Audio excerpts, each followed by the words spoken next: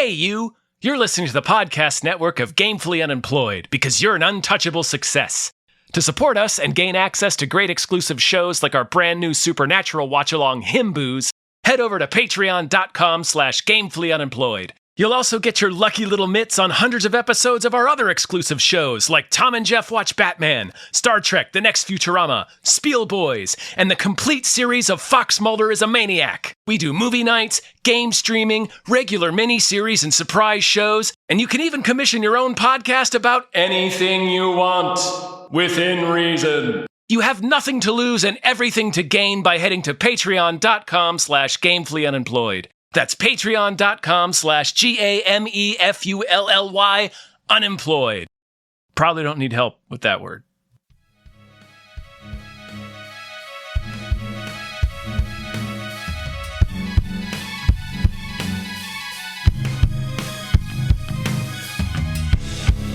TimeCast mit Tom Reimann und David Bell.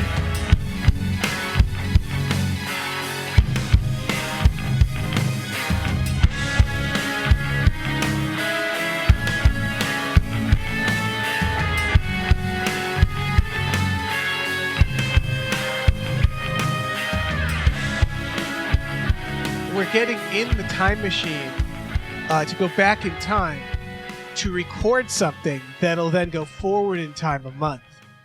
Yeah. We're really playing with the time stream. We are. We're messing. I don't know if we're supposed to be doing this. I don't know. We're rolling the dice with the paradox here. Yeah. We could unmake ourselves by accident. Oh, if only. Honestly, at this point, unwind me, please. Let's try again. Yeah, just pull the thread and let me come apart. Yeah. Why not? Hello everyone. Hi. Welcome to the episode of TimeCast! TimeCast. The show where we get hyped about time. Time and things. I'm your co-host, Yeah. Tom Ryman. I'm David Bell, the other co-host. To explain, we don't have a guest. This is an interesting. We pre-recorded this because when you're listening to this, we will be like ending a little break we're taking, like a semi-break. Yeah. Or, you'll know you'll know already. Yeah. So that's all to say, like, you're listening to us a month in the past talk about movies from March 1996 with no guest. Yeah. Which we're really I guess through the looking glass guest. now. We could have. But we didn't. We fucking didn't. But we didn't. Nobody wanted to come back to March of 1996 with us. Yeah. It was a weird month. I remember it actually. Really? I remember a lot of these films. I remember a lot of them. I haven't seen... There's a lot that I haven't seen today. Which I'm, Same, yeah. I remember a lot of these movies, but I haven't seen most of them. It's not a bad month. Like... we'll get into it, but the month really makes up for itself by the end, where I'm like, oh, it was all worth it anyway. It's got some ups and downs. All right, yeah, here we go. What else is new? What's going on? In 1996? Man. I wanted to do a time capsule of this episode. When you're listening to this episode, me and Tom have not watched Mercy yet. No, we have not covered the Chris Pratt film Mercy. We have not watched The Bride. No. We have not watched Project Hail Mary. Nope. We also haven't watched Ready or Not 2, but neither have the people listening to this. Yeah, that's true. I guess we haven't watched a lot of things. We haven't watched, like, the next Avatar. No, there's Doomsday. Many things we have not seen, so yeah. But I get the point you're making. Do you? Yeah. All right. Trying to emphasize the time capsule aspect of this episode. Why not? Why not lean into it? Oh, what surprises await me in the future. I know. A lot of exciting things. Bless you, future Tom, from past Tom. For the record, you haven't watched Mercy yet. I've watched it. I've fully absorbed Mercy. No, that's still sitting boldly in my future. Oh yeah. Just sitting in a chair and reacting fiercely. I'll give you a little taste of mercy real quick. Is that I turned it on with Hana in the room. In less than a minute, Hana went, I'm good. And left. I don't need to go through this with you. Yeah, okay, I see what this movie is. I'm good. I'm going to go into the other room. Do I need to be here for this? All right. Yeah. All right, we have no guests, so we don't have to dick around. No, we can dick right into it. All right. Well, first we have to dick into these Patreon producers. And forgive me, since we're recording this a month earlier. That's true. This might have changed since then. Mm-hmm. And I apologize. Yeah, we didn't mean to leave anybody off, but that's the nature of time travel. Exactly. So, as of now, big thank you to @NerdNumberSays. Check out MikeSlater.com for amazing Babylon 5 takes. Thank you. Thank you. Thank you to Zero Charisma. Thank you so much. Thank you to 2001 A Space McNulty Odyssey. Thank you. Thank you to AJ. Thank you. Thank you to Andrew How Presents. Andrew and Andrew watch Twin Peaks. Thanks. Thank you to Andrew McGuire likes the way Tom says Sasquatch. Sasquatch. Thank you to As Long As I Got My Suit in Kai. Thank you. Thank you to Asking Seven. Thank you so much. All right, let me jump in here. Thank you to BLT22 EWHVIS-B. Thank you. Thank you to Bootler is looking forward to season 3 of Himboos. Not Aren't we backward all? to season 1 of Himboos. Mm-hmm. Nor in the in-between where you and I are currently stuck. Right. Thank you to Braxton is busting loose and writing a big old nerd book. Wish me luck. Good luck. Thank you to Brian, who Tom knows. Thank you. Thank you to Brockway, loves the Meat Millie. Thank you. Thank you to Burrito, the skankiest slut in town. Thank you. Thank you to By Jason Pargin's highly controversial new book, I'm Starting to Worry About This Black Box of Doom, out now. Thank you. And thank you to Chester's Prophet. Thanks. Hey, thanks. Thank you. All right. So, top 10 movies of March 1996. Here's a fun game I played, Tom. Mm-hmm. Because if you remember, it always is discounting the movies that have rolled over. Right. I actually made that note. Even though we haven't recorded the TimeCast for the month before this, I made sure to discount those movies so we didn't do any repeats. So you're experiencing some residual effects of time travel already. I am. Yeah. It's been fucking wild. You're experiencing echoes of January and February of 1996. Yes. Yeah, I'm out of time. I'm like Picard in the series finale of TNG. It's a whole thing. Yeah. No, you're like Kirk in the Tholian Web. Yeah. Yeah. Thank you. So we have at number 10, but it was more like number 15, which doesn't surprise me at all. No. This isn't a movie that made a lot of money. It built up steam steadily until the Oscars, as I recall. Yeah. But it is Fargo, folks. It's Fargo. 1996. This trailer. What? 1996. I know. It becomes one of the big defining movies of the year, but it's, like you said, number 15 right now. Right. I keep, this trailer surprised me because I had forgotten that they were somewhat established. Oh, yeah, very much at the so. end where they're like, from the makers behind Barton Fink and that was Raising Arizona, I was like, oh, right, those did come first, didn't they? Yeah, Barton Fink was a weird pick. I would have thought they might have said something like Miller's Crossing. They don't have much to choose from. Because nobody liked Barton Fink. But you can tell this trailer is we're not quite sure what this is. Yeah. They don't want to. It's the mid-90s. Pulp Fiction has come out. So everybody's doing the trunk shot and hitmen and sunglasses. So they don't quite know whether to sell this as a crime comedy or an actual crime thriller. They really try to beef up Steve Buscemi and make him look like a real heavy in this trailer. They do. They know they're hinting that it's a comedy. But it's the trailer is funny. Yes. But it kind of it starts as a different movie. It seems like William H. Macy could go back in time or something. It's like one salesman, blah blah blah blah blah, and the music is Jerry Lundegaard is about to discover. Yeah. And then it goes into the crime, and it just it splits the difference by having segments that are here's the upbeat part, here's the crime part, here's the funny part. What is there to say about Fargo? It's Fargo, man. It rules. This is what blew them up. Really. I mean, they were already established. Blood Simple, Raising Arizona, and Miller's Crossing, I think were all well-received, successful movies, or relatively successful. Where Barton Fink was kind of the first one that was where people didn't get it. Yeah, Barton Fink's a weird one. Yeah, I like the movie, but I totally understand why it did not really perform. Right, I'm trying to imagine myself at this age in 1996 and like what I would feel, because at this point the Coen brothers, they're up there with like Spielberg, right? They're just this established directing team. At this point in 2026, yes. Yes. In 1996, for me, oh sorry, not to interrupt you.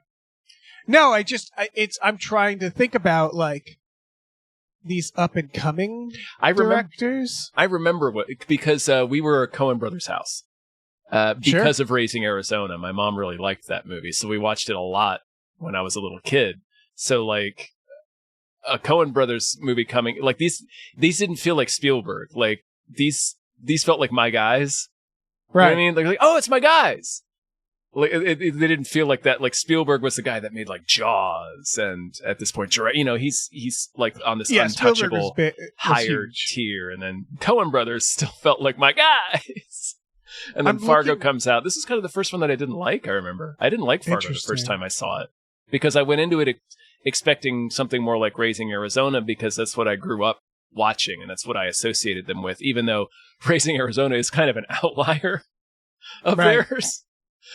So when I first saw this movie, I didn't like how dark it was. That's interesting. Yeah. Well, I was 13. It was still 13. them. Well, it's also Coen Brothers still being like, here's what we have to offer. I'm looking at their films, and I think I saw Fargo actually in high school for the first time in films. We had a film critique class, and then like Big Lebowski is after this. And I think the first Coen Brothers movie that I remember vividly seeing in theaters, I remember where I saw it. It was the Indie Theater. It was considered an indie film still, was Oh Brother, Where Art Thou? Yeah. I remember seeing it in the basement theater of Pleasant Street Theater in Northampton. And like, I loved it. I remember quite liking it. And that was like the first time I was like film nerds seeing a Coen Brothers movie going like, ooh, it's a Coen Brothers movie. Yeah, that was the first Coen Brothers movie that I saw as a film nerd for sure was Oh Brother. And they were still like, again, it's like I remember thinking of them as, like I said, this played in the indie theater. They were still like indie guys. Yeah, right? I still felt like when Oh Brother came out, I still felt of them as like, these are my guys. Yeah, the Coen, yeah, my guys. Like I grew up with them. Like I knew them, like we used to hang out. Right. When did the Oscars? The Fargo was the Oscars, like when they started hitting it. Yeah, that makes sense. I mean, I think they'd hit it before. But Fargo is when Frances McDormand wins. I don't know if they win. They get nominated, I'm sure. But Frances McDormand definitely wins. William H. Macy's nominated, but I don't believe he wins. Right. So maybe he does. I can't remember now.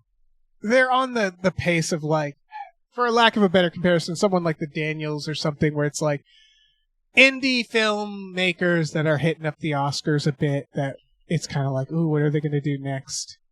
Like this is yeah. And it's firmly, so interesting. Oh, sorry, I didn't mean to interrupt you. No, that's just firmly where the Coen brothers kind of are at this time, I feel like.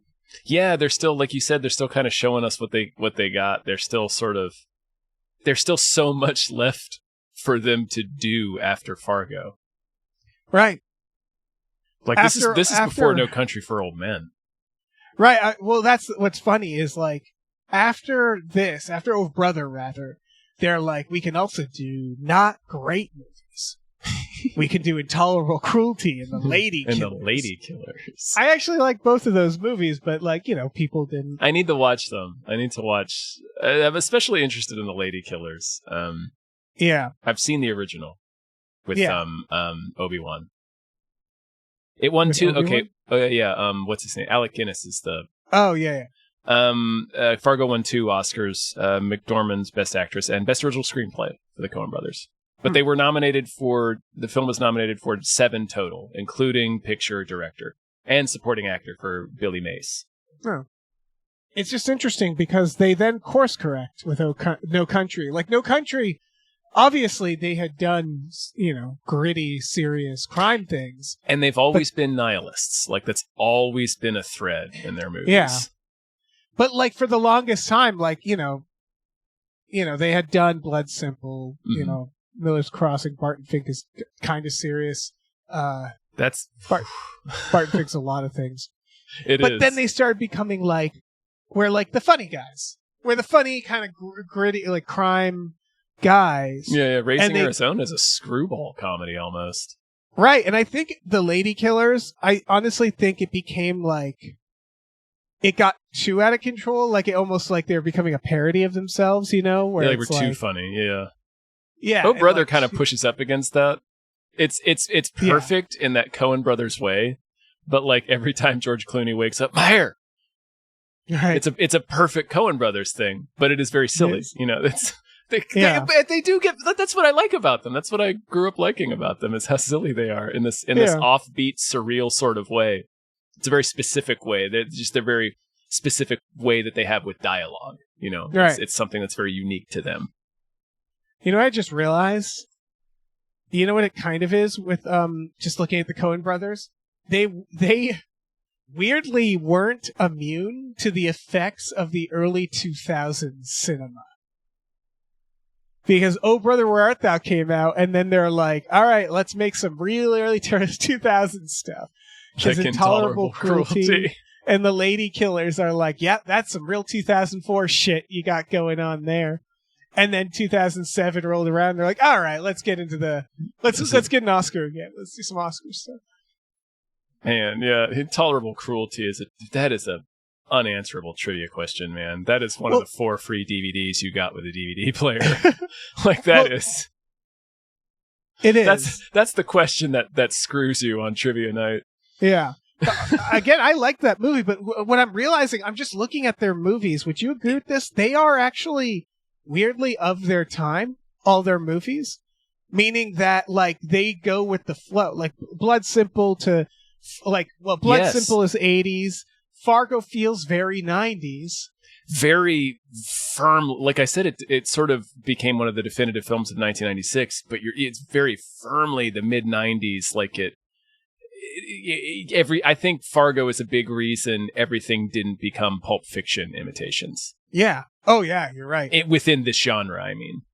Right. Obviously, they're not following along. They're not, copying things. But the look, the general look and vibe, where the Lady Killers and Intolerable Cruelty feel like comedies from the 2000s. From the early 2000s, yeah. No, you're right. Like a lot of good filmmakers, I think, do that. Right, like you were mentioning Spielberg. Spielberg's movies are kind of the same. Yes, they look like movies from now. Yeah, because if artists, ideally you continue to consume art as you create it. So Right, and I do think you see a lot of throwback stuff with younger directors who are like, I want this to look like the 70s. I should say engage with art. I'm sorry. Ugh, it's fine. Anyway, sorry, Dave. No, it's that idea of like filmmakers that start at a certain time. They're going to welcome whatever new technology is coming their way, as opposed to a young director who'd be like, I want to shoot this on film, versus Spielberg, who's like, I'm not going to shoot things on film ever again. Are you fucking kidding me? It's a pain in the ass. Yeah. I did it for 2 decades. It sucks. Right, and the Coen brothers are kind of that too, where like their movies, like Buster Scruggs, like they started doing Netflix shit. Yeah. Because they're like, all right, we're doing Netflix now. That's where movies are. Like they just go with the flow. Weirdly. That's a weird one. Yeah. But they also, they go like, who's hot right now? Channing Tatum? Stick him in. Like, who's hot right now? George Clooney? Stick him in. Like Plug that Tate's in there. Yeah, they do not resist that part of like our culture, which I don't know. It's probably why they continue. Probably why they stick around, yeah. Yeah. You continue to evolve as an artist is probably the better way to phrase what I said. But anyway, you guys know. Yeah. It's interesting. Yeah, no, it's true. That is a true and interesting observation about the Coen brothers. I have one last question, not about Fargo. Is No Country for Old Men the only time Tommy Lee Jones has showed up in a Coen brothers? I think so. That shouldn't be. He should be in more. Seriously, man. He's like a side character in a Coen brothers. Like he has that energy. It's like. Yeah, he's the clerk at some store they go to that just won't give him the time of day. Let's move on. Okay. To Diabolique. Diabolique. Fuck, man. It's a remake of a French movie, I believe. I think so too. This is fucking Sharon Stone. I don't know her name. Isabella Johnny. Yeah, I just know her from the Possession, and fucking Chaz Palminteri. Chaz Palminteri as like, I know it's two sexy dames trying to kill him, but they're showing him like in these like sweaty love scenes, and I was like, I never thought of Chaz Palminteri in a fucking erotic, steamy erotic thriller. Yeah, it's weird. Yeah, I've seen this movie a few times actually. It played on HBO a lot. Hell yeah, I have not seen it. It's pretty dull, actually. It's a shame because the premise is like, it's a pretty good thriller premise. It's Chaz Palminteri is this arch scumbag whose wife and mistress are not only like aware of each other, but are buddy to the point of they are going to murder Chaz Palminteri to release them both from his tyranny. Right, I'm not on Chaz's side. No, it's clear he's clear he's a scumbag. Yeah, right. But if they start hanging out, you should be concerned. You're like, I did something wrong. I did something very wrong. This is from the director of Benny and Jude and National Lampoon's Christmas Vacation. Hell yes. Oh, and he went on to the steamiest vacation. He went on to make 1998's The Avengers. Oh this man, guy rules. That's the steamiest Avengers adaptation. All right, so this isn't like a movie night. This is too dry. I haven't seen it in 30 years, but I do remember it's a lot of. The trailer makes this clear, so I'm not like spoiling anything, but they kill him pretty early in the movie. Seems that way. He's not dead though when they drug him. Right. In case that wasn't clear in the trailer. It was one of those trailers where I'm like, you're either giving away most of the movie. They're giving away a lot of it, but not the basic setup. Like him getting killed is like Act 1. Right, because here's what I think the movie is about, based on this trailer, is they kill him, and then they have in the trailer and Kathy Bates, and they show her like in a setting, like an office. I'm like, she's a detective, isn't she? Yeah. Like it's going to be Kathy Bates trying to find out what happened. As I recall, it's not very, let me take it back it's similar to Strangers on a Train. Okay. If you've ever seen that Hitchcock movie where it's basically, the basic premise is two people meet on a train and decide to murder each other's, like the thorn in each other's sides. Like, I'll murder your mother and you murder my fiance. Okay. And the other, it's one guy, one of the guys is a clear psychopath that's pushing it. And in the trailer, they're making it seem like that's Sharon Stone, who's like really pushing it. You're saying it's a throw mama from the tray situation. Exactly. Okay. In case you didn't know. That's now you're speaking my language. Throw Mama from the Train is a remake of Strangers on the Train. Yeah. Yeah. Terrific remake. It's very good. I think. It is. No, I rewatched it within the last 5 years. It holds up. Okay. It's dark. Yeah. But yeah, no, I remember that this is mostly like them trying to get away with the crime, and Sharon Stone being kind of over Isabella, as I recall, Isabella Johnny is sort of just kind of moving from one controlling relationship to another. Okay. As I recall, again, I haven't seen this in 30 years. It makes sense though. It's not bad. It's just it's not as sizzling as it's making you think. It should be sexier. Yeah. It's trying to push it as like a sliver, I guess, because Sharon Stone is in it, but it's not a sliver. Right. It definitely feels like a movie where I can kind of figure out where it's heading, right? Yeah. Where it's like, one of them's going to be crazier than the other. Yeah. One of them's going to become the obvious villain, quote unquote. Yeah. Now, the next movie is something I have not seen, and I'm like, why haven't I seen this movie? Oh, man. Why haven't I seen Hellraiser Bloodline? It looks amazing. This is a movie night movie. Yes. Space Racer. You know who's in this movie? No. Adam Scott, apparently, according to IMDb. Sweet. What He's are in you a doing Star in this? Trek too. Yeah, he is. This is Hellraiser in space, right? Yeah, this it's Space Razor. Yeah. They put his puzzle box into a computer, and now it's like cyberspace, but also real space in the future. It's awesome. like a giant puzzle box in space. Right, The they puzzle box is the turned it into the spaceship. Borg cube. Yeah, I was like, they built it into a spaceship? yeah.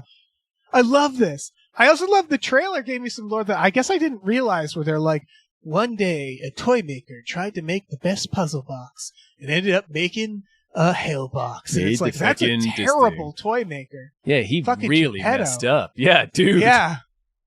Which star did you wish on, bro? Yeah, like that is The black one? Yeah, you failed more than any toy maker in the history of toy shit. makers. Yeah, you're worse off. You're at a lower rung of hell than the guy who invented lawn darts. Yeah. There's like a Terminator in this. There's like chains whipping around. There's some like, looks like there's some like 90s CGI. Oh, hell yeah, there is. There's a couple of spaceships. There's like a couple of boogans. I don't think it's the same Hellraiser. I think he's a different Hellraiser. Yeah. It's hard to tell. I'm not a big Hellraiser guy. Me either. I've never been into the series.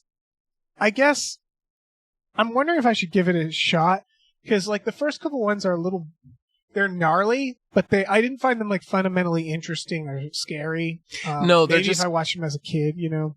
Yeah, they're just kind of upsetting, in my opinion, which is fine. I mean, it's what he's going for. Yeah. But they're just sort of upsetting movies, and they're not particularly fun to watch. They're just so it's like the Saw movies for me, where it's like, well, this is just upsetting. I don't want to like watch this. It's not like Jason bashing somebody in a sleeping bag against a tree. Like, this is just it's just these weird agony. Perverts who are like, we want to skin you, just and pervert we look agony. like this for some reason. I like some of these guys though, like the tubby guy, Butterball. I like him. I like Chompers. We don't see either of those dudes in this trailer though. That's the thing. This looks like the first one where I'm like, well, this looks fun. This looks kind of fun. Yeah, this looks dumb. There's like guys with shooting lasers at Right, there's like Colonial Marines coming after Hellraiser. I'll watch that. Yeah. Yeah, and I like this idea. I'll tear your soul apart. I do legitimately like, I like is a strong word. I'm not saying it's a good premise, but I like it whenever it's a supernatural entity like this, plus like scientists and the government. And they're like trying to figure it out, and they have it in this like contained area. The Poltergeist Jason 3. X style. Yeah. Yeah, I like that. I don't know why, but I think that's a fun premise, because it's like the natural progression of Jason is a SWAT team shows up and drone strikes him, and like then like cryogenically freezes them, and they're like, "What is this? What is this man?" We gotta get to the bottom of this. We gotta turn his skin cells into a drug for the wealthy somehow. Right. So like it's fun when they're like, "All right, we got this fucking puzzle box. Let's just put it under a microscope, I guess." It can be scary. Like, there's a couple of instances in my mind. Like, I mean, it's hokey now. Yeah. But like, the Entity used to scare me when I was younger. And there's this, if you're not familiar with that movie, that's the one where I think it's Barbara Hershey is getting sexually assaulted by a ghost. Yeah. Just won't leave her alone. It's weird. Pervert ghost. Yeah. And they have this real high-tech facility set up that she's in to try and monitor and trap the ghost. And it's like so antiseptic. Right. But also it never feels safe. It's sort of like the way the medical bays in Alien look. Yeah. And it just, I don't know, it just came off as really creepy. And there's also an older movie called The Canterville Ghost, which is an even deep, I'm throwing some deep cuts at you guys today. Starring Sir John Gielgud as a ghost. And there's a scene in the movie where these high-tech Ghostbusters are using equipment to examine this haunted blood stain on the carpet, and it conjures a ghost that walks down the stairs. And it's probably the hokiest thing now, but like, it used like the clash of technology being like, well, you know, our to paraphrase Pennywise, the band's like, our slick machines shall conquer the supernatural force. And it's just kind of, no, you just sort of made it scarier. Right. Like, I think you just pissed it off or something. Yeah, you just made it worse. You just gave it armor. Or like the stuff in Poltergeist when they're trying to like film it and stuff. Anyway, it's not precisely the same thing, but anyway, long tangent. Watch those movies. This is, but I looked up the director. It's a makeup artist. It's someone. It's his only. He's done a Tales from the Crypt episode in this, and he's mostly just been done like a shit ton of. That's an even better sign that we should watch this movie on a Friday I night. know, because I'm like, oh, I bet it looks really good, and is also very bad. It's probably a terrible movie with some gnarly practical effects. Yeah. Like that's what those. When you see a horror movie like this that's directed by an effects person. Yeah, and you know it's some gnarly effects It's a good because bet. they did makeup effects on Master of Disguise, one of the most grotesque films ever made. Oh hell yeah! Yeah, The cherry pie costume is a Hellraiser curse. That's something Pinhead would do to you. it 100% is. Yeah. All right, You we're like watching cherries? this. You know what? We're probably not watching. Have we On a never Friday watched night. this? Well, how isn't it very long? It is. This is 3 hours long. this is why I've never seen this movie. It's a that good movie is reason called, to avoid it. Yeah, it's called The Postman, folks. Kevin Costner's the postman. It was so like we're on our way out with Kevin Costner, right? It was like I think Waterworld already Waterworld, sucked. and it was Wyatt Earp, then Waterworld. So he And was so- like, I got to get away from W names, so how about the postman? Yeah. So it was sort of like when this came around, they were like, okay, he made Waterworld suck. He made this other thing suck. Do you want to see him make something suck for 3 hours? And I was like, I don't. I really don't. And there's never been a point in my life where I've been like, I have 3 hours to sit down and watch The Postman. Something suck. It was also, this is, I've found with Marina, it's hard to explain Kevin Costner to somebody that's of a certain generation. Like, Yes. if you're too young to remember, like, Dances with Wolves and Robin Hood and, like, the Bull Durham, like, the late 80s, early 90s explosion of Kevin Costner, then he does not make any sense as a movie star. Yes. He had this brief burst. He was Yeah. very, to me, like, he's very 90s dad coded. Yeah.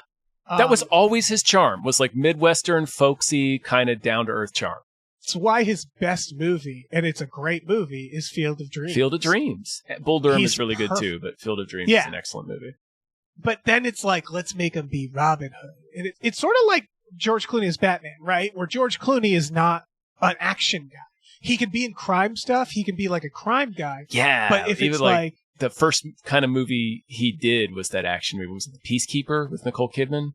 yeah, but that's was a not, weird he's not one. doing, he's like kind of, he's doing the thing where he's like a government guy, right? Like, he's like a James Bond type in that movie, yeah. But he's still doing like actiony stuff. Yeah, like I can see him as a spy because spies they can look kind of schlubby, but when it's like Kevin Costner is like this guy living in the woods, you know, shoot bow and arrow, you're like, no, I need kind of like, I need someone who just feels less like he looks like he lives inside. Kevin Costner looks like a man who has been in office, right? Well, he looks like I think part of his charm is he does look like an outdoorsy type, but he looks like a very guess. a very curated outdoorsy type. Yeah. Like he's a guy that rides horses and plays baseball. He's not Right. a guy that goes out and roughs it. He's not a guy who swings from helicopters or something like that. No. Where and that's that was that brief moment where they're like that Waterworld and where it's like I don't know, man. I don't think this is for you. I think you're more of like again like spy maybe like do like a spy thing, but like a more like gritty, grounded spy, not a James Bond. With the Peacekeeper, that's Clooney. I was talking about. That's Clooney, but Clooney is the same. I think Right, it's the same principle. I didn't mean to derail your thought. I do agree with you though. Like, I agree that George Clooney was never meant to be an action dude. Like that. Yeah, plugging but him he into- knew yeah. it. He did didn't push clearly. the issue. Those clearly were not the roles he pursued. But anyway, Right. Costner, it feels like people were like, you really shouldn't do this. And he said, I'll direct it myself. Fuck it. Like he just kept pushing the issue. he kept. It was all of these loaded things to Costner. So like he became this huge star because he won people over with stuff like Bull Durham and Field of Dreams, and then he won the Oscar for Dances with Wolves, which was this Yeah. big important movie, capital letters. Yeah. That he also starred in, and it's 3 hours long. It's this big sweeping epic. So he follows it up with Robin Hood, which is this weird action-y blockbuster that he is badly and obviously miscast in. It still does kind of well, like well enough, I guess, but like it's a notorious kind of critical stinker, and also it was notorious for Kevin Costner prima donna behavior behind the scenes. It's really this when this started to appear, is after he won the Oscar.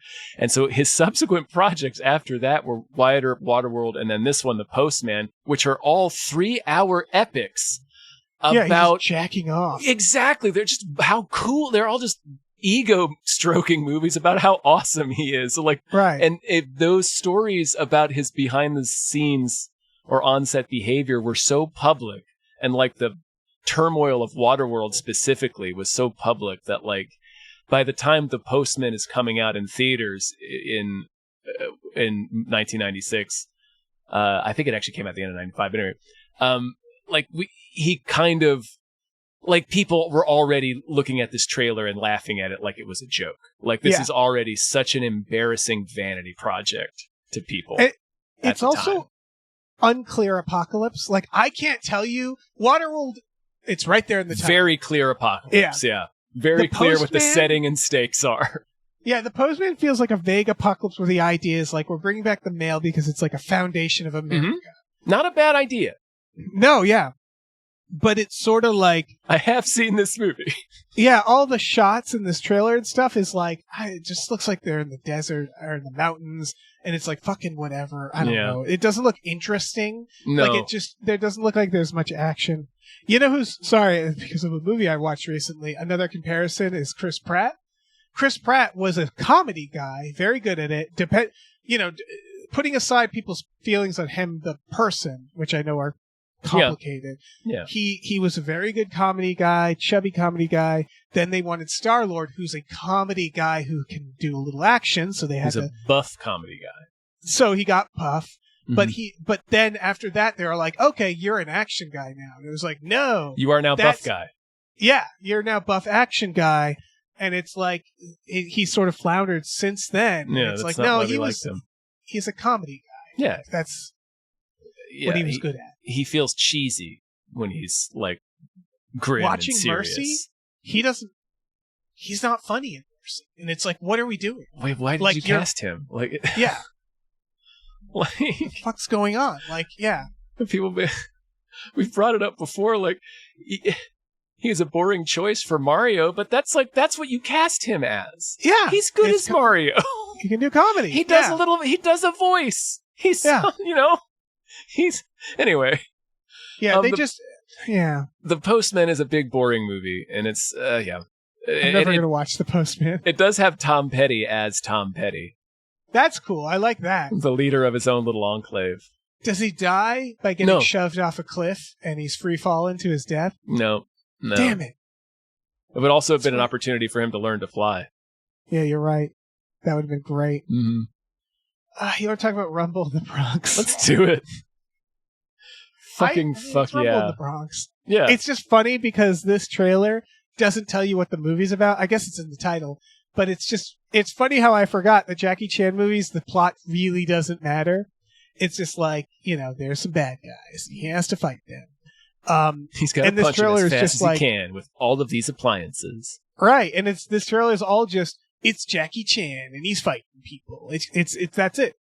Yeah, it's playing the Goro theme from the Mortal Kombat movie. Like we couldn't tell. You can't use the fucking Mortal Kombat music. Like your target audience wouldn't know. Hey, it's New Line Cinema. They own it. Yeah. I also forgot how hard they pushed, and he does all his own stunts. I forgot how hard they pushed that in the trailers for this at the time, because I forgot there was a time when that wasn't general knowledge. Yeah. Like everybody just knew that about Jackie Chan. They're still they still have to be like... They're really pushing it in the trailer. This motherfucker is almost getting run over by a car here. Isn't that nuts? Come see this movie. I'm like, yes, I will. Yeah, one of the smartest things Jackie Chan ever did, I think, was the bloopers that show like the stunts where like that. It's like Jackass. It's just like you're going there to see Jackie Chan do something fucked up. That's it. Do something crazy. Yeah. Yeah. I've talked about this before. I wish Jackass and Jackie Chan at this age aligned so that they could do stuff together. Isn't Knoxville in a movie with Jackie Chan? He is, but again, it's like, they're both at that point tired. I think they're both. That's just true. Like, what am I gonna do? That's true. They should have teamed up in the 90s. You're right. Yeah, 1999. That's when they should have teamed up. Yeah, I want to see Jackie Chan just beat the shit out of Johnny Knoxville. That's it. That's the bit. That's just watching that. Yeah. Is Jackie okay? Yeah. Oh, that was good. I like that one. It's a great one. I like it because it's not funny. Because no one's laughing. Because it's dark. Yeah. Yeah, everybody's just upset. It's dark, so he has the presence of mind to make a joke. Yeah. We're referring to when Butterbean Johnny okay? Knoxville fought, what's his name? Butterbean. In Yeah. a sporting goods store, and Butterbean knocks him out, and as he falls down, he smacks his head on the counter. It's Yeah, it's dark. bad. It's not fun. Again, no one's laughing. Everybody's just sitting there in silence like, I think this is going to change him. I think he's different after this. Yeah. Anyway, let's Oh. rumble in the Bronx. Well, all right. We have no news stories. So before we get to our next group of trailers, we should thank some more producers. Yeah, let's do it. All right. Big old thank you to Christopher Robert Sparts Esquire. Thank you. Thank you. Thank you to Dan Hackroyd. Thank you so much. Thank you to Dave Ruff. Thank you. Thank you to David Knife Boot Henson. Thank you to Denver is awesome. Barbara is great, and cancer can go to hell. Thank you. Thank you to Driftless, Magistrate of Wagga Wagga, and Skull Tower Aficionado. Thank Magistrate you. of Wagga Wagga. Thank you to Exploding Runes. Thank you. Thank you to Fat Todd's Chocolate Hog. Thank you so much. Thank you to Funky J Mostly Comes Out at Night. Mostly. Thank you. Thank you to Happy End Classic. Thank you so much. All right, let me jump in here. Thank you to Heathcliff's Helping Handfuls. Thank you. Thank you to Highlander Likes the Way Tom Says Pretty Sweet. Thank you. Thank you to I Was Quite Frankly Out of Excuses. Thank you. Thank you to I'm Not Allowed to Say That on a Podcast. Thank you. Thank you to Joe Man the Love Skeleton. Thank you. Thank you to Lieutenant Frank Drebin, Police Squad. Thank you. Thank you to Look Mime on a podcast. Thanks. Thank you to Mackenzie Fuck Shuffling with Willem Dafoe's confusingly large dick chill. Thank you. Thank you to Mike the Lurker. Thank you. Thank you to Norm from Cheers. Thank you. Thank you to Norm from Cheers Undying Love for Ridley Scott's Kingdom of Heaven. Thank you. Ridley Scott's All right. own personal Kingdom of Heaven, which is Yes. where we actually go when we die. Yes, he is. He rules. He rules over us. Homeward Bound 2, Lost in San Francisco. Why not? We love sequels where they're in New York, or not in New York this time, in the big city. Big city. Yeah, it's pretty transparently copying the title Yeah. of Home Alone 2, Lost in New York. Yeah, but fuck it. Yeah, who cares? Who cares? I grew up on Homeward Bound, the first one. Like that ending is intense. Intense ending. I remember that one. I don't think I ever saw this one. I might have seen it once. I remember watching the trailer and going, I don't need any more from this. But I mean, series. right. I would have been too old for it at this point. Like at 13, I was not, checking back in with my favorite characters from Homeward Bound: The Incredible Journey. Right. It's like, did everybody come back? Michael yeah. J. Fox, Sally Field, and Don Ralph Amici. Waite as Shadow? Oh, I guess Don Amici died. Oh, okay. That's right. Don Amici died. Oh, that's so sad that the old dog, the guy who played the old dog, died. And also, these animals are long dead. Oh, of course. Yeah. Why on earth would they still be alive? Apparently Adam Goldberg's in this, and Sinbad. Yeah, that checks out. I kind of want to watch it. Oh, yeah, goddamn. Yeah, man. Don Amici died the year Homeward Bound came out. He died that same year. It was the last thing he did. That makes sense. Also, Ned's in this. Groundhog Day. Stephen Tobolowsky? Yeah. Tobolowsky? Tobolowsky. Yeah. There it is. Carla Gugino is also there. Oh, this sweet. is like this will be like, oh no, wait, this is son-in-law era Carla Gugino. Right.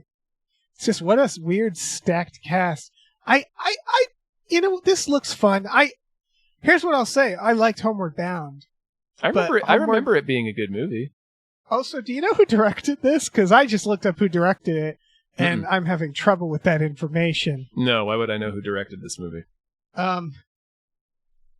Because he is the director of, he did this movie, then he did Final Destination 2, Cellular, Snakes on a Plane, The Final Destination, Shark Night, also Asylum, and then Dead. He died. He was found David dead R. in Ellis. his hotel room in Johannesburg, South Africa. The cause of his death remains unknown. Oh, man. But, yeah, he started with Homeward Bound 2 and then was like, I need to move away from this. And they're like, well, we have another sequel for you. Final Destination 2. Man, was it something he did in Homeward Bound 2? Maybe. Ooh, he was a stuntman. He was in Patriot Games. Yeah. I think I like more of his movies than I don't like. Wait, The Final Destination, which one is that? That's not 5, is it? Look. Yeah, it's the 3D one. Okay, so it's a bad Oh, one. it's not a great one. It's not a great one. But he did make 2, which is among the best. Yeah, he is responsible for a lot of people's new fears while driving. Yes. So that's cool. It was an old And Cellular? I love Cellular. It's not good, but I love it. But we love it.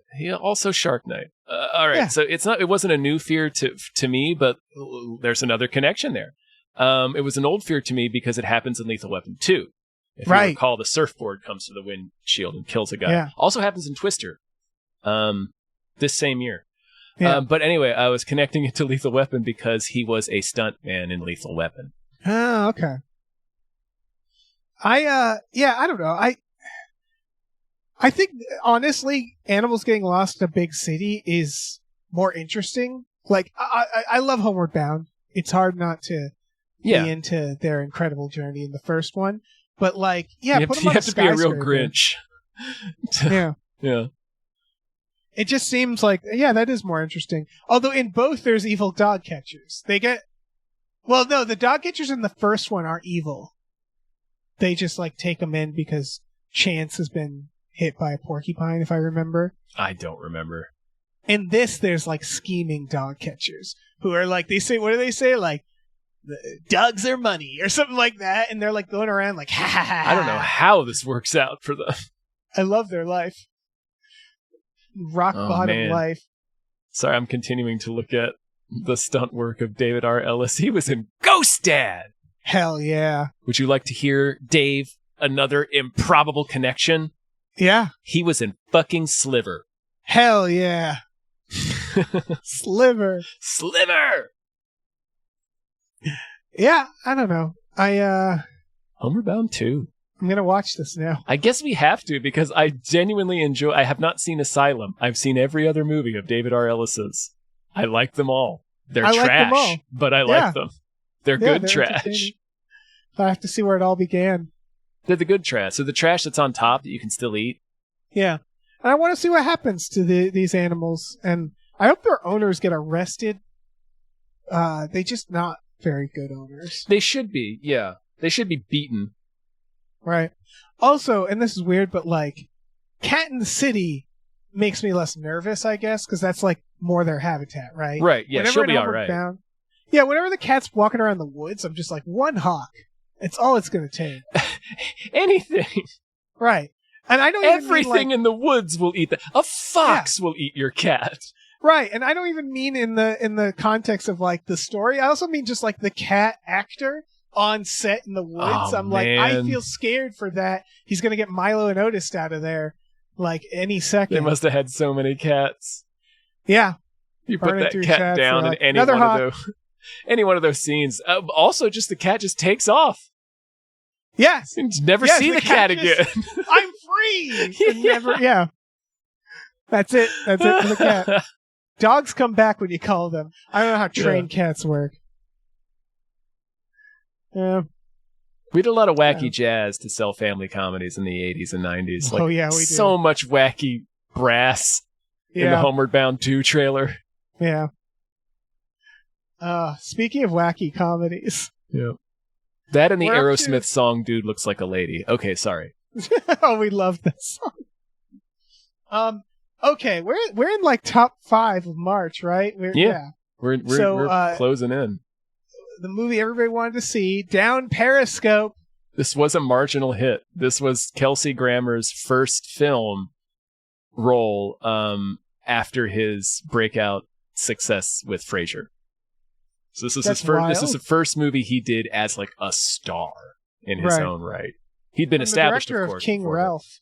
No shit. And Okay. Major League 1 and 2. Okay. The director also is the writer of the 1973 The Sting, which is just like, what? And the writer of Sleepless in Seattle? What? So, like, very accomplished writer. Okay. Pretty good Periscope? comedy director. Really? Really? I think it's what you said. I think it's like, this was like, where is this in relation to Sergeant Bilko? This was like an era where Same year. were like, we were like, the Army. You know what's funny? The Army. The military in general. Because this is a Navy movie, not to nitpick. We were between wars, right? Sort of. Yeah. We're never no, really... the 90s, well, we were bombing Bosnia and we were still committing military actions, but no, this was like the 90s were that's why like we were really into like alien conspiracies and like why Batman becomes like this goofy 60s cartoon, and all the movies are about like how awesome everything is. I don't know, like we were in between wars. We were in a period of, we had come out of a recession, I think. Yeah, I also think of like MASH, where it's like, okay, Vietnam War, where it's petering out, if not over. Tropic Thunder? Like, I'm trying to think of when we have like these like war comedies, and like usually it's like maybe one Tropic movie. Thunder. We were firmly in the Iraq War. Oh, that's true.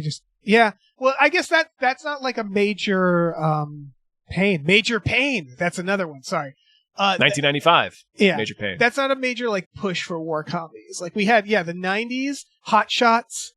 Although that's more of a response to spoof of Top Gun. But the 90s was a period where like war movie comedies are in, and we were dumping them out. And I can see like, and it's like Kelsey Grammer, man. It's military Frasier. was big in general. You're right. Like military was big in general, not just for comedies, but like action movies, thrillers, dramas. There was a lot of like military courtroom dramas, like not just A Few Good Men, but like Courage Under Fire. Yeah. Stuff like Crimson Tide, G.I. Jane. It was like The Rock. Yeah. You're right. This was a period of, we weren't at war. Really. Yeah, we could make fantasies like this. Is the premise here? They're like, look at this old submarine we have to use. And I'm like, you're the Navy. You can just buy a new submarine. You could buy several. I don't really remember the premise here. It's just a wacky submarine crew. Yeah. Boy, is it wacky. I saw Rob Schneider there. I saw apparently William H. Macy and Harry Dean Stanton are there. Mm-hmm. Patton Oswalt is in it. Bruce Dern is there. Bruce Dern is in it. All the comedy guys. Harry Dean Stanton and Bruce Dern. I guess they can be quite funny, so it works. Rip Torn's in this? Oh my god. Yeah, he is. I believe he plays an admiral. This is like Harlan Williams is there. Just Rob Schneider. Oh god. I do want to see what like the nights when they went out on the town filming or after filming.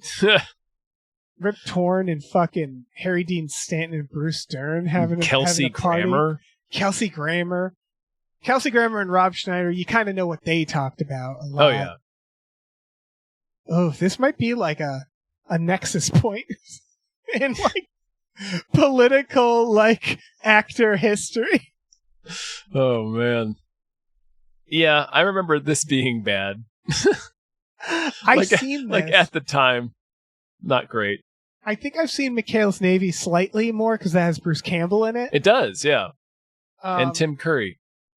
Yeah. Is he the main guy? Who's the Kelsey Grammer in that? Oh, Tom Arnold. Tim Curry plays the bad guy in it. Tom Arnold? Jesus Christ. Yep. That can't be good. It's pretty grim. Down Periscope, like I said, has Patton Oswalt, who plays a radio tech. And he writes about this in his book. But in one scene, he just gets up and walks out of the room and does not return. That's so good. It's because he had a scheduling conflict with, I think, Mad TV. And they couldn't figure out like how to get his character. Like he was really agonizing how they were going to get his character out of the movie. And the director, David R. Ellis, I guess, just told him. No, David R. Ellis was the last one. I'm sorry. The director just told him to stand up and walk out of the room at the end of one scene, and then He's he's like, just replaced by a different radio tech for the rest of the movie.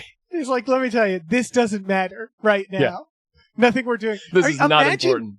Comedy in the fucking 90s where you're like, I have a scheduling conflict between Downs Periscope and Mad TV. Man, what a time. In the summer of 1995, that probably felt pretty good.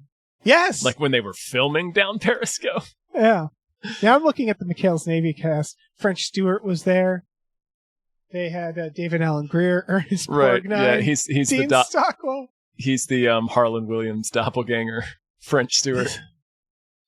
This is a bleak time. I guess it's that, like, these movies, again, Major Pain, when there was still, like, there was money to be made. High School High, where it's like, these movies are like, God damn. And we like this, huh? All right. This is what we were making, huh? All right. Speaking of, Executive Decision is our next trailer. Boy, oh boy. This is an action thriller starring Kurt Russell and Steven Seagal, briefly. It's obviously famous for the one thing, and in fact, most of my memory of this movie ends after that scene. After he dies? It's not a bad movie. I like this movie. They show in the trailer him. They're like, we're not going to make it. And he's like, you are. will. And it was like, they're showing him die there. Yep, that's really funny. That's when he dies, yeah. The only other thing left to see is him getting flipped right out of the tube. It's very funny. The money shot, yeah. Yeah, I haven't seen this in a minute. I didn't realize Halle Berry was there, but of course, she is. David Suchet, Poirot, is the bad guy. Yep. I love how sweaty terrorists are in these movies in the 90s. Like, they always spray them down. We see that dude blow up a building in the beginning, and he's just the sweatiest man anyone's ever seen. Oh, yeah. They just hose him down right before the shot. Oh, yeah. This is also one of my favorite trio for a director. Stuart Baird has made 3 movies, Tom. He's a very accomplished editor. Like, he was the recognize his name, yeah. He edited, like, the new Bond, Demolition Man, Maverick. He's a very accomplished editor. He directed 3 movies. He started with Executive Decision, and then he did U.S. Marshals. Okay. And then he did Star Trek Nemesis, the last TNG movie. And then he was done. Oof. It's perfect. It's a perfect trio. Pretty sweet. Those are movies I enjoy watching. Yeah. I genuinely think Executive Decision is a good movie. It's not an action movie, which is kind of what it's pushing. It's a very tense thriller. Right. Like, they spend most of the time hiding in the plane. Right. Yeah, I mean, well, that's the thing. Kurt Russell, weirdly. So, weird rule about Kurt Russell, I think, is that, like, well, you actually know from this, is he's got longish hair. Mm-hmm. And you're like, oh, he's probably not a badass in this. Yeah. Like, he's a brain. The weird thing about Kurt Russell is during this time, they could, and the thing, long hair doesn't necessarily indicate it. If the long hair is greasy, for example, he might be... Snake Plissken has long hair. Yeah. But he could do both, which is so weird. Mm-hmm. Like, he could have been... He does both this year. This is the year of Escape from L.A. Right. He could have been in Stargate, his character, or the James Spader character. Mm-hmm. Like, he could have done both. Put glasses on. They were allowing that. Yeah. It's just weird. Just feather his hair a little bit. Just can shampoo his hair and put glasses on him, and he's a nerd. Right. We just couldn't decide. Mm-hmm. No, he doesn't mean he's an actor. He's a chameleon, Dave.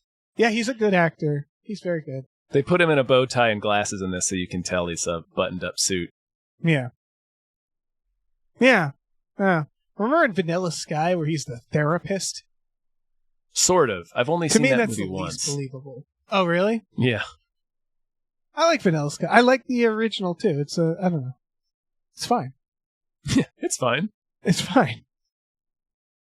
This is a weird one, though, the next one on the list. This is one that I had completely forgotten about. Oh, yes. I didn't know this movie existed. Up Close and Personal. This is what, number 2? Mm-hmm. Yeah. Starring Robert Redford and Michelle Pfeiffer. First of all, what a like that's two generations to me, two different generations. They are kind of. Like but she's I guess they 20-ish years younger than him, I think. Right, and he's never not been 60. Well, until recently. Yeah. He aged rapidly. But I was just surprised that so this plot is like a young, ambitious. She was like a weather lady.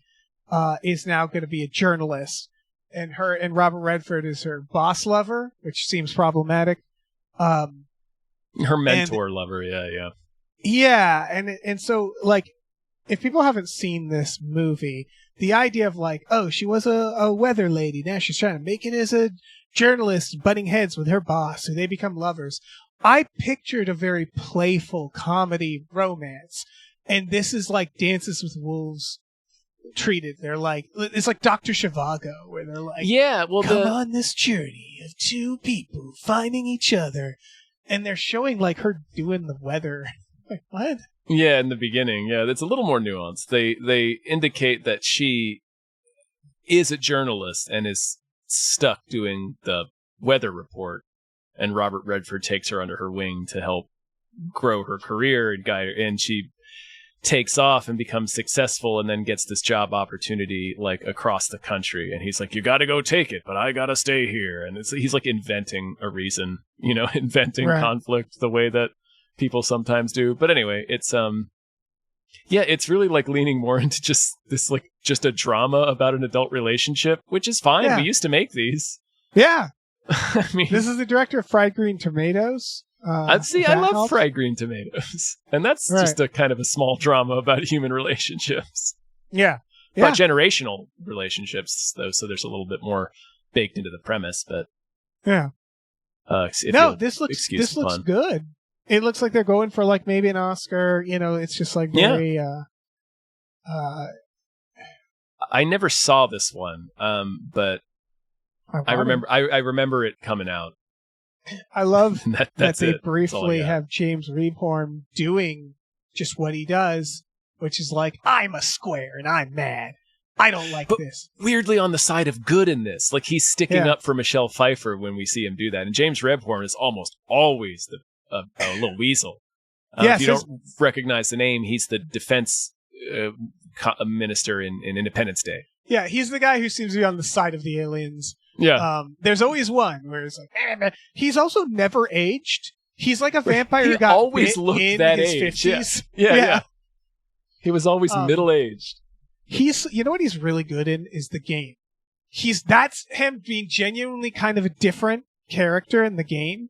Like, he's more like, well, he's an actor in that game, like he's a little weirder and like more like, I don't know. Yeah, I'm gonna have to see this. I want to watch this one. Yeah, this looks like, I'm comparing it to Nobody's Fool just because it's Paul Newman and this is Robert Redford, but it feels of a piece with that, and just that, it's a drama about middle-aged middle-aged man getting into a relationship. I think I don't know. I'm fundamentally not used to whenever someone plays like a news anchor in a romance. It's almost always a comedy or lighthearted, where like that's just it's just built for that. Where it's like, the news anchors and they're having fun and like so. I just like the setting, everything just screamed that to me. Yeah, go look at the poster.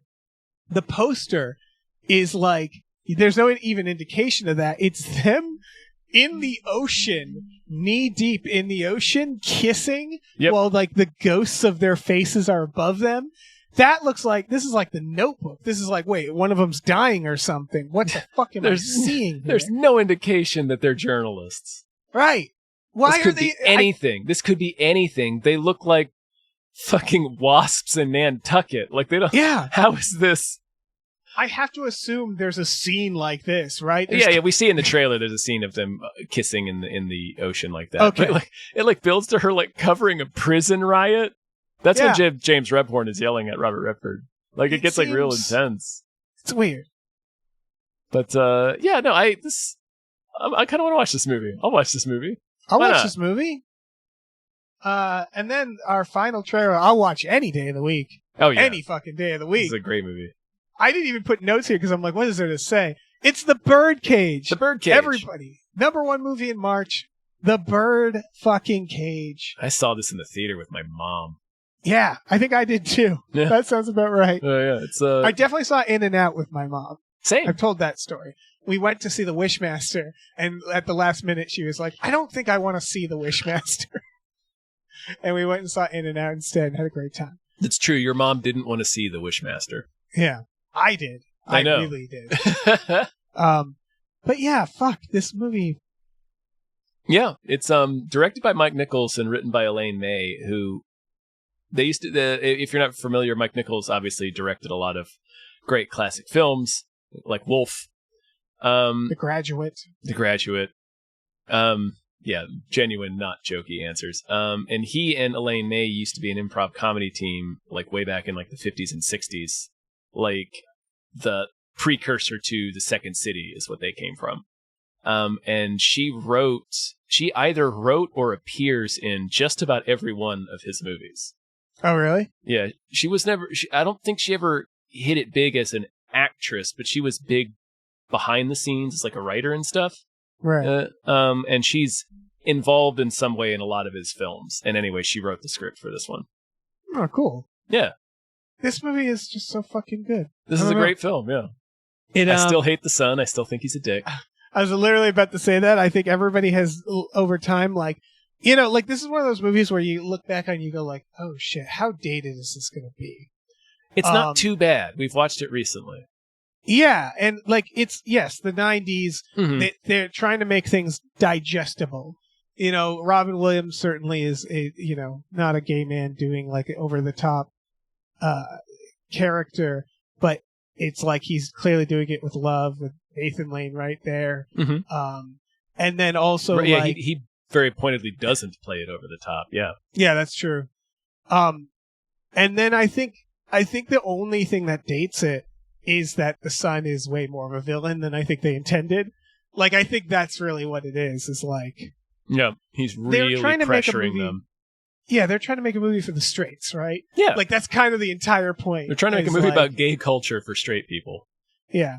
Hank Azaria is doing exactly what he does in every movie, which I is a little over the top and dated, but I'm like, no notes. Yeah, from he's, me. he's doing a character. I mean, He loved doing this shit. This is his favorite thing to do. yeah. Do you remember? Yeah. Oh shit! What is the movie called? John Cusack. I think Catherine Zeta-Jones. High Fidelity? No, America's Sweethearts. Oh, I have not seen that. I saw that more than once because it was. I worked at the theater. I think when it was out. It's fine. It's but Why'd you bring it up?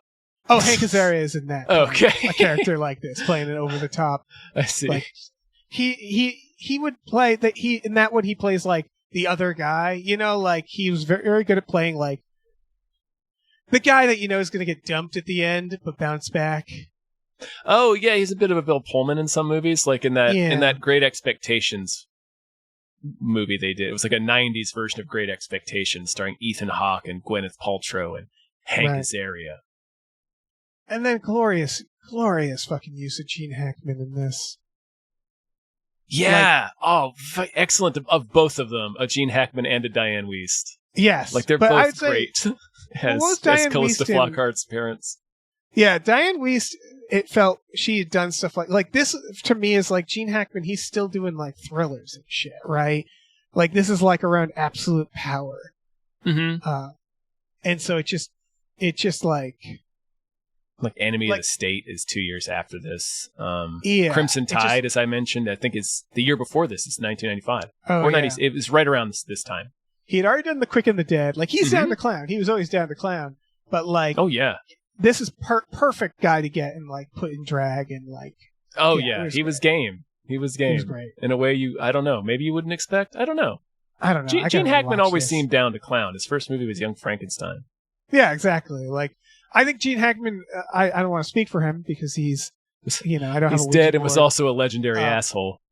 Yeah, but I do think he gives me the impression of a guy that maybe could have done more comedies if people asked, where it's like he just didn't.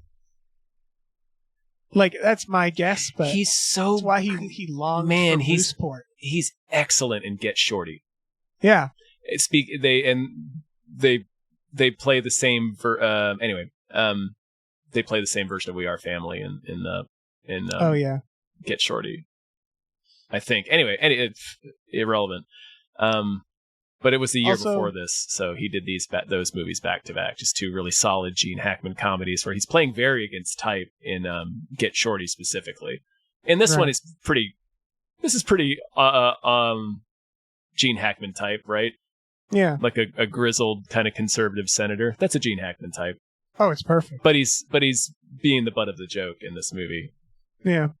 We didn't really run with Ally McBeal, did we? I mean, like, looking at her career, She kind of. she's working. Like, she does a lot of TV. Yeah, like she never, like after Ally McBeal, she didn't really transition into films. Right. I don't think. I don't remember She her. transitioned into Harrison Ford. Yeah. Listen, no one's going to blame her for that. No. Good for her. It's like when Phoebe Cates took married him. Kevin Kline and then stopped acting. No, but she's in tons. I looked her up. She's like in Supergirl. She's just not in things TV I watch. Like, I gotcha. It's one of those situations where you're like, what happened to Chris O'Donnell? And you look it up and go like, oh, he's extremely successful. Very busy. Yeah. Yeah. Just on TV shows that you don't watch. Yeah, exactly. The Birdcage. The Birdcage. Should we think some more producers? Let's do it. All right. Big old thing and oh shit! It's Candyman! Thank you. They get Opie and the Fart, the Clint Howard story. Thank you. They get a pneumono ultra microscopic so-called volcanoconiosis wow, I never fuck it up. You really did. this movie. Anti-disestablishmentarianism Jones. There. It's a good thing we're in the past. Yeah. They get a Rev MD. Thank you. They get a Ricky Cilantro. Thank you so much. They get a Robert. Thank you. They get a Rosemary's Baby from Eraserhead. Thank you so much. They get a Screaming Horse Pyramid. Thank you. They get a Sorry Cop, world's most laughable centrist. Thank you. They get a Steven. Thank you so much. They get a Sweet Keels Valentine Nipples. Thank you. Thank you. They get in the Construct Rituals by Ravishes of the Scourge. It's metal about necromancers. Thank you so much. All right, let me Thank jump you. in here. Thank you to the conveniently placed self-destruct button on the top of every baby's head. Thank you. Thank you to the Oatmeal Savage. Mm-hmm. Thank you to the scar left by seeing James Woods put a gun in his stomach, Cooch. Thank Who needs you. that? Thank you to the Thriller and Manila Schlong in Hong Kong. Thank you. Thank you to the Tubi Terror Bunny has left a bedazzled copy of Yes, Madam in your house for Valentine's Day. Happy Valentine's Day. Thank you to these 7Bs. Thank you. Thank you to Time to Shake Off My Last Bit of Tip Drizzle. Never. Thank you to Tux. Tux. Thank you to Vincent. Thank you. Thank you to watch me use these prehensile nipples to shoplift loose shrimp. Thank you. Thank you to Will Rhymes with Bill or Bill Rhymes with Will. Thank you. And thank you to your mom. Thank you. I don't think you can shoplift loose shrimp. I think loose shrimp is just trash. No, they sell it. They sell buckets of shrimp. You know, you just grab what you can. Oh, yeah, you can just weigh grab it out. a shrimp. That's true. I just want Yeah. one. Go to the store and buy one shrimp. One shrimp, please. I'll wear Dave. it out. It's the only shrimp I got. Yes, Do you- Tom? Before we step back into the time machine and return to the future, which is still the past, for those of you Yes. listening, do you have perhaps, I don't know, one or, geez, golly, maybe even two movies that deserve more hype? I do. I have two. You I Time do. Lord! Yeah. Oh my God. I knew that we didn't have news stories, so I wanted to give us, a good amount of hype. And I calculated these, so these are coming out, I think, after this episode. I'll start with Mia Moore. It is, as you can imagine, French. And it stars, oh my God, I didn't write down her name. Mantis. It stars Mantis. Oh, Palm Clementiev. Palm Clementia, who's also in TF. Mission Impossible. She is, that's right, I forgot. She's in the She's new good ones. in both. She's great in Mantis, and she's good in Mission Impossible. She's like one of those actresses where I'm like, give her more to do. And this is giving her more to do. She plays a DJ she's at like an island. Her friend goes missing. And she's like, it's like a weird, crazy DJ life. And she's trying to find her friend, and she teams up with an old nightclub owner, to try to find her friend. And it's kind of, the trailer presents it more as an action, but a lot of the reviews are saying, like, don't expect an action, expect a drama thriller, or like not even a crime mystery.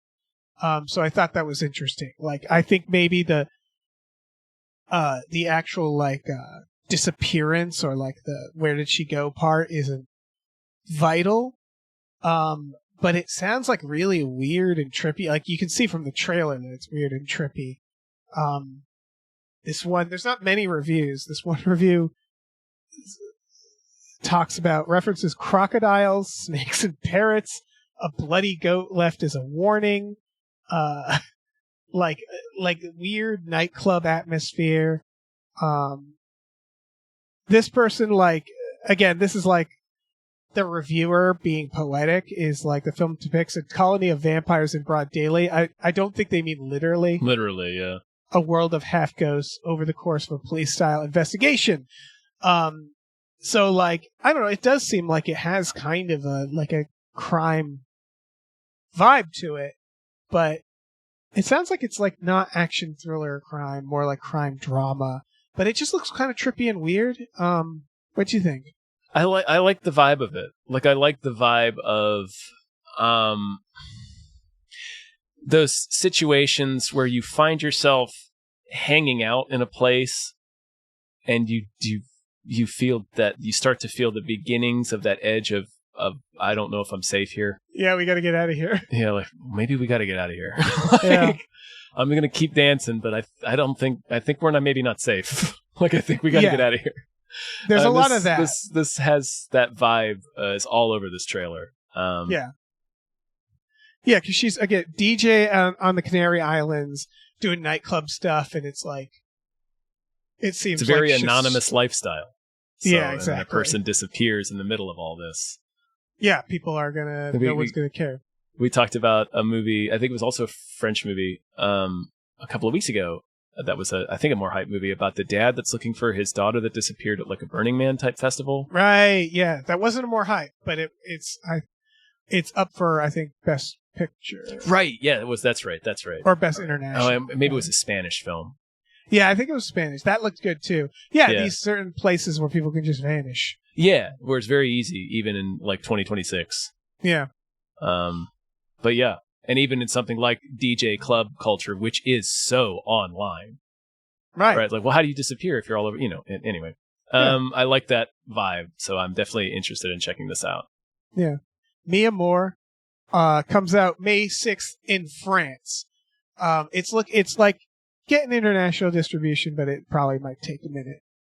The second movie is not anything like this first movie. This one was like a bonus that I stumbled upon. See if you can figure out what it's called, what it's about. It's called The Yeti. The Yeti. It comes out on April 10th on VOD in limited theaters. It's called The Yeti. Is it about an extra large pizza? Yes. No, it's Is it about a microphone? Yeah, that would be amazing. It's just fucking Yeti. Fucking Yeti. No, it's goddamn Yeti. It's a Yeti. I don't know what else to say. I could think of two more things you could say, Dave. Okay. It stars Corbin Burnson and William Sadler. Oh yeah, that's key. You're right. Shit. Also, I don't mean to hijack your more hype, but also weirdly, the first billed person on the trailer is Jim Cummings, who is the writer, director, star of The Wolf of Snow Hollow. That is weird, isn't it? Mm-hmm. And it's new directors. They said there's not much. There's no reviews. There's not much behind the scenes, but it is like practical effects.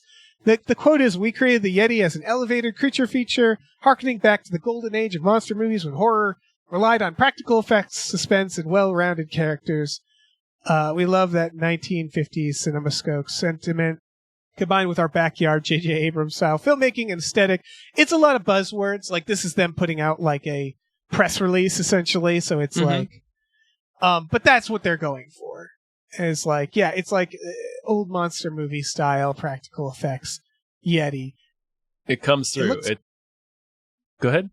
Oh no, it looks creepier than you're probably imagining. It doesn't. Like, I brought up Jim Cummings and The Wolf of Snow Hollow because it feels like it might have a similar tone, although it looks like this is going to be more fun with its execution, because it's definitely pushing toward that, like, thing from another world type vibe. Yeah. For, like, a 50s monster movie. But it is, like, it looks, like, intense. Like, it looks like it's going to be a little scary or, like, a little gnarly. And not just, like, this. It's not, like... It doesn't look like explicitly a horror comedy. Like Wolf of Snow Hollow is a horror comedy, but it's a lot darker than you're probably expecting. Yeah.